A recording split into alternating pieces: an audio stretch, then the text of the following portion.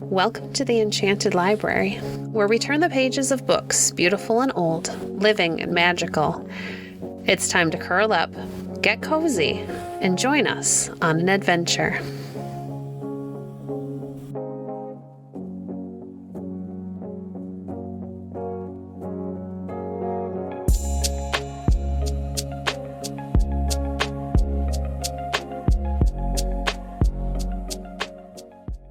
Today we're reading from Otto of the Silver Hand by Howard Pyle. How Otto lived in the dragon's house. The gates of the monastery stood wide open. The world lay beyond, and all was ready for departure. Baron Conrad and his men-at-arms sat foot in stirrup. The milk-white horse that had been brought for Otto stood waiting for him beside his father's great charger. "Farewell, Otto," said the good old abbot, as he stooped and kissed the boy's cheek. "Farewell," answered Otto, in his simple, quiet way, and it brought a pang to the old man's heart that the child should seem to grieve so little at the leave-taking. "Farewell, Otto," said the brethren that stood about. "Farewell, farewell." Then poor brother John came forward and took the boy's hand and looked up into his face as he sat upon his horse. "We will meet again," said he, with his strange, vacant smile, "but maybe it will be in paradise, and there perhaps they will let us lie in the Father's belfry, and look down upon the angels in the courtyard below." "Aye," answered Otto, with an answering smile. "Forward!" cried the Baron in a deep voice, and with a clash of hoofs and jingle of armor they were gone, and the great wooden gates were shut to behind them. Down the steep winding pathway they rode, and out into the great wide world beyond, upon which Otto and brother John had gazed so often from the wooden belfry of the White Cross on the hill. "Hast been taught to ride a horse by the priests up yonder on Michaelsburg?" asked the Baron, when they had reached the level road. "Nay," said Otto, "we had no horse to ride, but only to bring in the harvest or the grapes from the further vineyards to the vintage." "Prut," said the Baron, "methought the abbot would have had enough of the blood of the old days in his veins to have taught thee what is fitting for a knight to know. Art thou not afeard?" "Nay," said Otto with a smile, "I am not afeard." "There at least thou showest thyself a Vulef," said the grim Baron. But perhaps Otto's thought of fear and Baron Conrad's thought of fear were two very different matters. The afternoon had passed by the time they had reached the end of their journey. Up the steep stony path they rode to the drawbridge and the great gaping gateway of Drachenhausen, where wall and tower and battlement looked darker and more forbidding than ever in the gray twilight of coming night. Little Otto looked up with great wondering, awe-struck eyes at this grim new home of his. The next moment they clattered over the drawbridge that spanned the narrow black gulf between the roadway and the wall, and the next were past the echoing arch of the great gateway and in the gray gloaming of the paved courtyard within. Otto looked around upon the many faces gathered there to catch the first sight of the little Baron. Hard, rugged faces, seamed and weather-beaten, very different from those of the gentle brethren among whom he had lived, and it seemed strange to him that there were none there whom he should know. As he climbed the steep stony steps to the door of the Baron's house, old Ursula came running down to meet him. She flung her withered arms around him and hugged him close to her. "My little child!" she cried, and then fell to sobbing as though her heart would break. "Here is someone that knoweth me," thought the little boy. His new home was all very strange and wonderful to Otto. The armors, the trophies, the flags, the long galleries with their ranges of rooms, the great hall below with its vaulted roof, and its great fireplace of grotesquely carved stone, and all the strange people with their lives and thoughts so different from what he had used to know. And it was a wonderful thing to explore all the strange places in the dark old castle, places where it seemed to Otto no one could ever have been before. Once he wandered down a long dark passageway below the hall, pushed open a narrow iron-bound oaken door, and found himself all at once in a strange new land. The gray light, coming in through a range of tall narrow windows, fell upon a row of silent motionless figures carven in stone, knights and ladies in strange armor and dress, each lying upon his or her stony couch with clasped hands, and gazing with fixed, motionless, stony eyeballs up into the gloomy vaulted arch above them. There lay, in a cold, silent row, all of the Vulefs who had died since the ancient castle had been built. It was the chapel into which Otto had made his way, now long since fallen out of use, excepting as a burial place of the race. At another time he clambered up into the loft under the high-peaked roof, where lay numberless forgotten things covered with the dim dust of years. There a flock of pigeons had made their roost, and flapped noisily out into the sunlight when he pushed open the door from below. Here he hunted among the moldering things of the past until, oh joy of joys! In an ancient oaken chest he found a great lot of worm-eaten books that had belonged to some old chaplain of the castle in days gone by. They were not precious and beautiful volumes, such as the Father Abbot had showed him, but all the same they had their quaint painted pictures of the blessed saints and angels. Again, at another time, going into the courtyard, Otto had found the door of Melchior's tower standing invitingly open, for old Hilda, Schwartz Carl's wife, had come down below upon some business or other. Then upon the shaky wooden steps Otto ran without waiting for a second thought, for he had often gazed at those curious buildings hanging so far up in the air and wondered what they were like. Round and up Otto climbed until his head spun. At last he reached a landing stage, and gazing over the edge and down, beheld the stone pavement far, far below, lit by a faint glimmer of light that entered through the arched doorway. Otto clutched tight hold of the wooden rail. He had no thought that he had climbed so far. Upon the other side of the landing was a window that pierced the thick stone walls of the tower. Out of the window he looked, and then drew suddenly back again with a gasp, for it was through the outer wall he peered, and down, down below in the dizzy depths he saw the hard gray rocks where the black swine, looking no larger than ants in the distance, fed upon the refuse thrown out over the walls of the castle. There lay the moving treetops like a billowy green sea, and the coarse thatched roofs of the peasant cottages, round which crawled the little children like tiny human specks. Then Otto turned and crept down the stairs, frightened at the height to which he had climbed. At the doorway he met Mother Hilda. "Bless us!" she cried, starting back and crossing herself, and then, seeing who it was, ducked him a courtesy, with as a pleasant smile as her forbidding face, with its little deep-set eyes, was able to put upon itself. Old Ursula seemed nearer to the boy than anyone else about the castle, excepting it was his father, and it was a new-found delight to Otto to sit beside her and listen to her quaint stories, so different from the monkish tales he had heard and read at the monastery. But one day it was a tale of a different sort she told him, and one that opened his eyes to what he had never dreamed of before.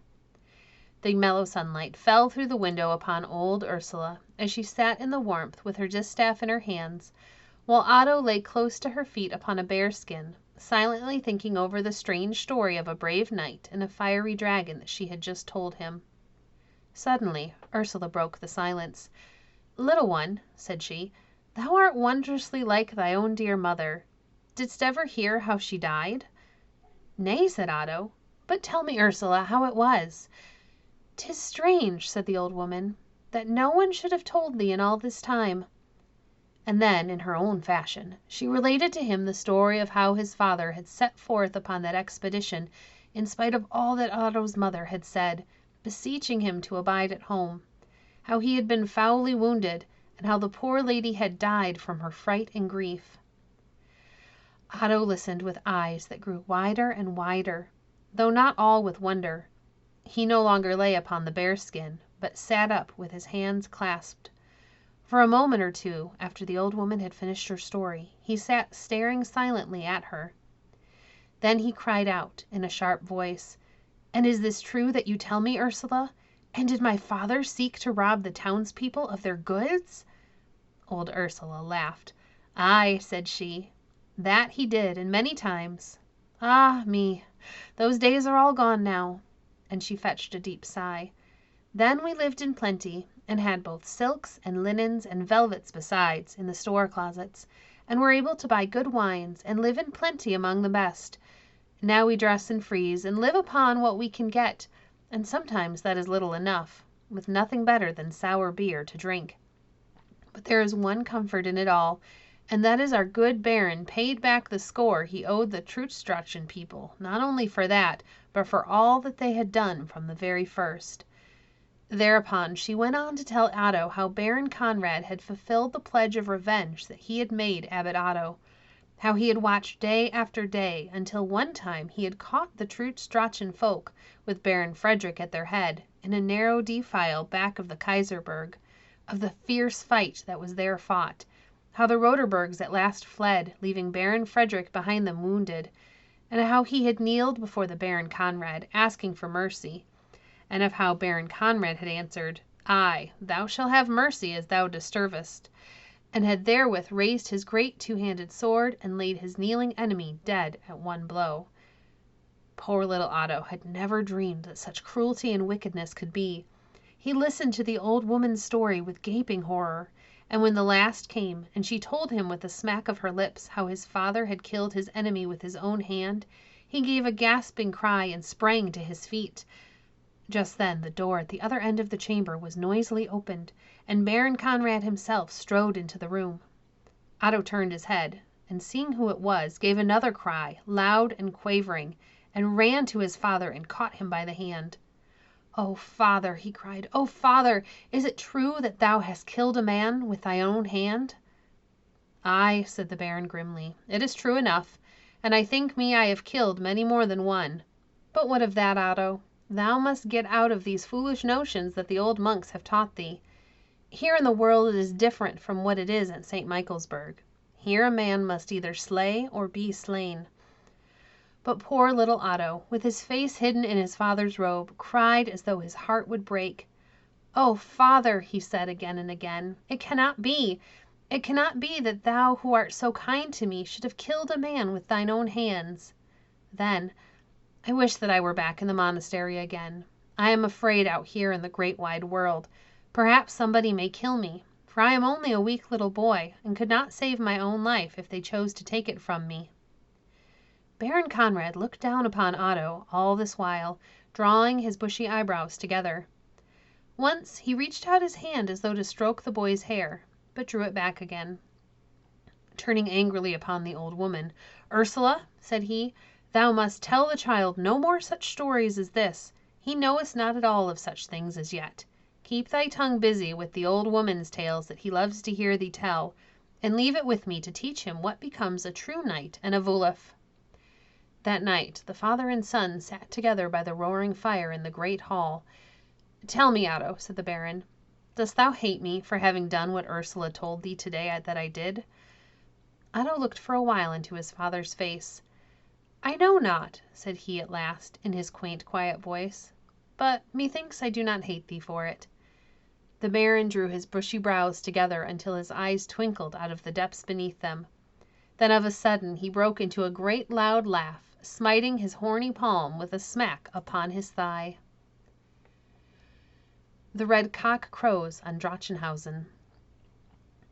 There was a new emperor in Germany who had come from far-away Swiss castle, Count Rudolph of Hapsburg, a good, honest man, with a good, honest, comely face, but bringing with him a stern sense of justice and of right, and a determination to put down the lawlessness of the savage German barons among whom he had come as emperor. One day 2 strangers came galloping up the winding path to the gates of the dragon's house. A horn sounded thin and clear. A parley was held across the chasm in the road between the 2 strangers and the porter who appeared at the little wicket. Then a messenger was sent running to the Baron, who presently came striding across the open courtyard to the gateway to parley with the strangers. The 2 bore with them a folded parchment with a great red seal hanging from it like a clot of blood. It was a message from the Emperor, demanding that the Baron should come to the imperial court to answer certain charges that had been brought against him, and to give his bond to maintain the peace of the empire. One by one those barons who had been carrying on their private wars, or had been despoiling the burgher folk in their traffic from town to town, and against whom complaint had been lodged, were summoned to the imperial court, where they were compelled to promise peace and to swear allegiance to the new order of things. All those who came willingly were allowed to return home again, after giving security for maintaining the peace. All those who came not willingly were either brought in chains or rooted out of their strongholds with fire and sword, and their roofs burned over their heads. Now it was Baron Conrad's turn to be summoned to the imperial court, for complaint had been lodged against him by his old enemy of Trutz-Drachen, Baron Henry, the nephew of the old Baron Frederick, who had been slain while kneeling in the dust of the road back of the Kaiserberg. No one at Drachenhausen could read but Master Rudolph, the steward, who was sand-blind, and little Otto. So the boy read the summons to his father, while the grim Baron sat silent with his chin resting upon his clenched fist and his eyebrows drawn together into a thoughtful frown as he gazed into the pale face of his son, who sat by the rude oaken table with the great parchment spread out before him. Should he answer the summons, or scorn it as he would have done under the old emperors? Baron Conrad knew not which to do. Pride said one thing, and policy another. The emperor was a man with an iron hand, and Baron Conrad knew what had happened to those who had refused to obey the imperial commands. So at last he decided he would go to the court, taking with him a suitable escort to support his dignity. It was with nearly 100 armed men clattering behind him that Baron Conrad rode away to court to answer the imperial summons. The castle was stripped of its fighting men, and only 8 remained behind to guard the great stone fortress and the simple-witted boy. It was a sad mistake. 3 days had passed since the Baron had left the castle, and now the 3rd night had come. The moon was hanging midway in the sky, white and full, for it was barely past midnight. The high, precipitous banks of the rocky road threw a dense black shadow into the gully below, and in that crooked inky line that scarred the white face of the moonlit rocks, a band of some 30 men were creeping slowly and stealthily nearer and nearer to Castle Drachenhausen. At the head of them was a tall, slender knight clad in light chain armor, his head covered only by a steel cap or bascinet. Along the shadow they crept, with only now and then a faint clink or jingle of armor to break the stillness. For most of those who followed the armed knight were clad in a leathern jerkins, only 1 or 2 wearing even so much as a steel breastplate by way of armor. So at last they reached the chasm that yawned beneath the roadway, and there they stopped, for they had reached the spot toward which they had been journeying. It was Baron Henry of Trutz-Drachen, who had come thus in the silence of the night-time to the dragon's house, and his visit boded no good to those within. The Baron and 2 or 3 of his men talked together in low tones, now and then looking up at the sheer wall that towered above them. "Yonder is the place, Lord Baron," said one of those who stood with him. "I have scanned every foot of the wall at night for a week past. And we not get in by that way, we get not in at all. A keen eye, a true aim, and a bold man are all we need, and the business is done." Here again all looked upward at the gray wall above them, rising up in the silent night air.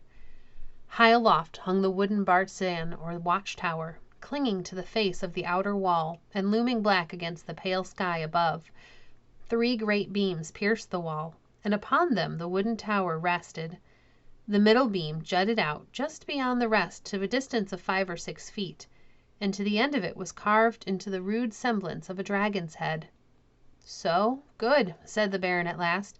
"Then let us see if thy plan holds, and if Hans Schmidt's aim is true enough to earn the 3 marks I have promised him. Where's the bag?" One of those who stood near handed the Baron a leathern pouch. The Baron opened it and drew out a ball of fine thread, another of twine, a coil of stout rope, and a great bundle that looked, until it was unrolled, like a coarse fish net. It was a rope ladder. While these were being made ready, Hans Schmidt, a thick-set, low-browed, broad-shouldered archer, strung his stout bow, and carefully choosing 3 arrows from those in his quiver, he stuck them point downward in the earth. Unwinding the ball of thread, he laid it loosely in large loops upon the ground, so it might run easily without hitching. Then he tied the end of the thread tightly around one of his arrows. He fitted the arrow to the bow and drew the feather to his ear. Twang! Rang the bowstring, and the feathered messenger flew whistling upon its errand to the watchtower. The very first shaft did the work. "Good," said Hans Schmidt, the archer, in his heavy voice. "The 3 marks are mine, Lord Baron." The arrow had fallen over and across the jutting beam between the carved dragon's head and the bartizan, carrying with it the thread, which now hung from above, glimmering white in the moonlight like a cobweb. The rest was easy enough. First the twine was drawn up to and over the beam by the thread. Then the rope was drawn up by the twine, and last of all the rope ladder by the rope. There it hung like a thin, slender black line against the silent gray walls. "And now," said the Baron, "who will go first and win 50 marks for his own, and climb the rope ladder to the tower yonder?" Those around hesitated. "Is there none brave enough to venture?" said the Baron, after a pause of silence. A stout young fellow, of about 18 years of age, stepped forward and flung his flat earthen cap upon the ground. "I will go, my Lord Baron," said he. "Good," said the Baron, "the 50 marks are thine. And now listen. If thou findest no one in the watchtower, whistle thus. If the watchman be at his post, see that thou makest all safe before thou givest the signal. When all is ready, the others will follow thee. And now go, and good luck go with thee." The young fellow spat upon his hands, and seizing the ropes, began slowly and carefully to mount the flimsy, shaking ladder. Those below held it as tight as they were able, but nevertheless he swung backward and forward and round as he climbed steadily upward. Once he stopped upon the way, and those below saw him clutch the ladder close to him, as though dizzied by the height and the motion. But he soon began again, up, up, up, like some great black spider. Presently he came out from the black shadow below and into the white moonlight, and then his shadow followed him step by step up the gray wall upon his way. At last he reached the jutting beam, and there again he stopped for a moment, clutching tightly to it. The next he was upon the beam, dragging himself toward the window of the bartizan just above. Slowly raising himself upon his narrow foothold, he peeped cautiously within. Those watching him from below saw him slip his hand softly to his side, and then place something between his teeth. It was his dagger. Reaching up, he clutched the window sill above him, and, with a silent spring, seated himself upon it. The next moment he disappeared within. A few seconds of silence followed. Then of a sudden a sharp, gurgling cry broke the stillness. There was another pause of silence. Then a faint, shrill whistle sounded from above. "Who will go next?" said the Baron. It was Hans Schmidt who stepped forward. Another followed the archer up the ladder, and another, and another. Last of all went the Baron Henry himself, and nothing was left but the rope ladder hanging from above and swaying back and forth in the wind. That night Schwartz Carl had been bousing it over a pot of yellow wine in the pantry with his old crony, Master Rudolph, the steward, and the two, chatting and gossiping together, had passed the time away until long after the rest of the castle had been wrapped in sleep. Then, perhaps a little unsteady upon his feet, Schwartz Carl betook himself homeward to the Melchior Tower. He stood for a while in the shadow of the doorway, gazing up into the pale sky above him at the great bright round moon, that hung like a bubble above the sharp peaks of the roofs standing black as ink against the sky.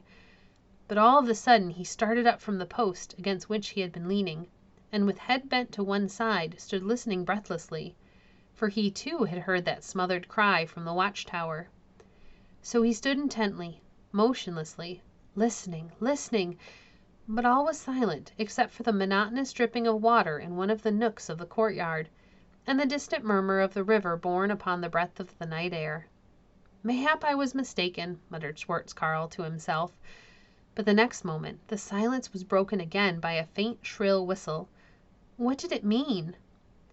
Back of the heavy oaken door of the tower was Schwartz Carl's crossbow, the portable windlass with which the bowstring was drawn back, and a pouch of bolts. Schwartz Carl reached back into the darkness, fumbling in the gloom until his fingers met the weapon. Setting his foot in the iron stirrup at the end of the stock, he wound the stout bowstring into the notch of the trigger and carefully fitted the heavy, murderous-looking bolt into the groove. Minute after minute passed, and Schwartz Carl, holding his air-blast in his hand, stood silently waiting and watching in the sharp-cut black shadow of the doorway, motionless as a stone statue. Minute after minute passed.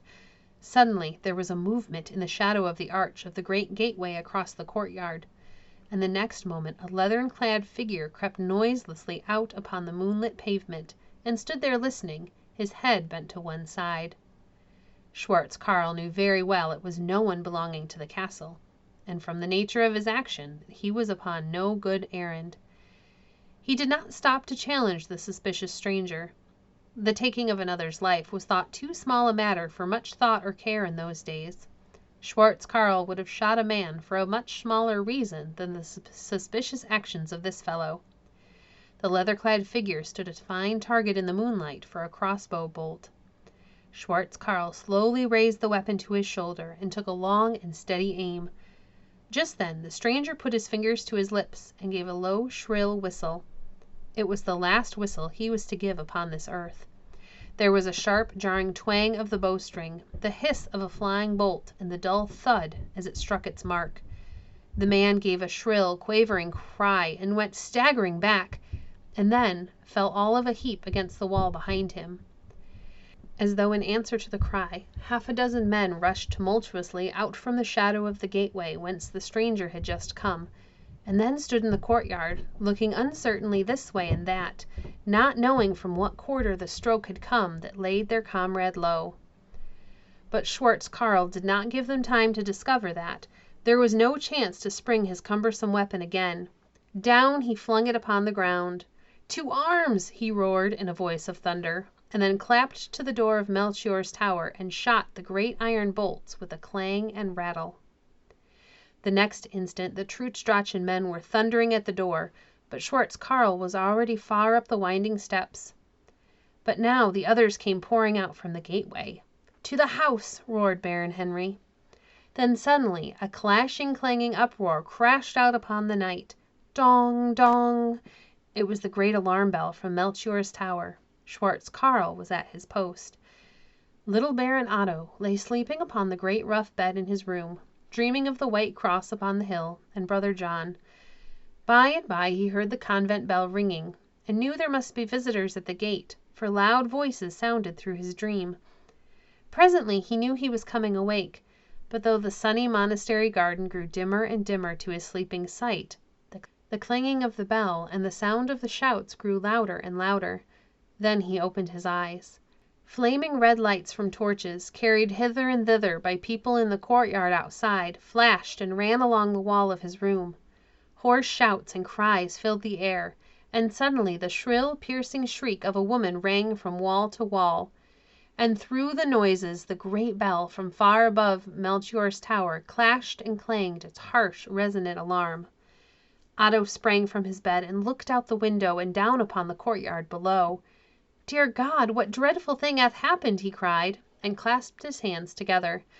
A cloud of smoke was pouring out from the windows of the building across the courtyard, whence a dull, ruddy glow flashed and flickered. Strange men were running here and there with flaming torches, and the now continuous shrieking of women pierced the air. Just beneath the window lay the figure of a man half naked and face downward upon the stones.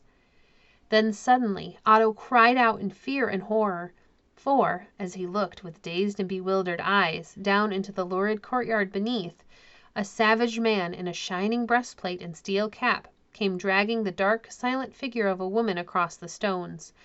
But whether she was dead or in a swoon, Otto could not tell. And every moment the pulsing of that dull red glare from the windows of the building across the courtyard shone more brightly, and the glare from other flaming buildings, which Otto could not see from his window, turned the black starry sky into the lurid day. Just then the door of the room was burst open, and in rushed poor old Ursula, crazy with her terror. She flung herself down upon the floor and caught Otto around the knees. "Save me!" she cried. "Save me!" as though the poor pale child could be of any help to her at such a time. In the passageway without shone the light of torches and the sound of loud footsteps that came nearer and nearer. And still through all the din sounded continually the clash and clang and clamor of the great alarm bell. The red light flashed into the room, and in the doorway stood a tall, thin figure clad from head to foot in glittering chain armor. From behind this fierce knight, with his dark, narrow, cruel face, its deep-set eyes glistening in the light of the torches, crowded 6 or 8 savage, low-browed, brutal men, who stared into the room and at the white-faced boy as he stood by the window, with the old woman clinging to his knees and praying to him for help. "We have cracked the nut, and here is the kernel," said one of them who stood behind the rest. and thereupon a roar of brutal laughter went up. But the cruel face of the armed knight never relaxed into a smile. He strode into the room and laid his iron hand heavily upon the boy's shoulder. "Art thou the young Baron Otto?" said he in a harsh voice. "Aye," said the lad, "but do not kill me." The knight did not answer him. "Fetch the cord hither," said he, "and drag the old witch away." It took two of them to loosen poor old Ursula's crazy clutch from about her young master. Then, amid roars of laughter, they dragged her away, screaming and scratching and striking with her fists. They drew back Otto's arms behind his back and wrapped them round and round with a bowstring. Then they pushed and hustled and thrust him forth from the room and along the passageway, now bright with the flames that roared and crackled without. Down the steep stairway they drove him, where thrice he stumbled and fell amid roars of laughter. At last they were out into the open air of the courtyard. Here was a terrible sight, but Otto saw nothing of it. His blue eyes were gazing far away, and his lips moved softly with the prayers that the good monks of St. Michaelsburg had taught him, for he thought they meant to slay him. All around the courtyard the flames roared and snapped and crackled. 4 or 5 figures lay scattered here and there, silent in all the glare and uproar. The heat was so intense that they were soon forced back into the shelter of the great gateway, where the women captives, under the guard of 3 or 4 of the Trutz-Drachen men, were crowded together in dumb, bewildered terror. Only one man was to be seen among the captives, poor old half-blind Master Rudolph the steward, who crouched tremblingly among the women.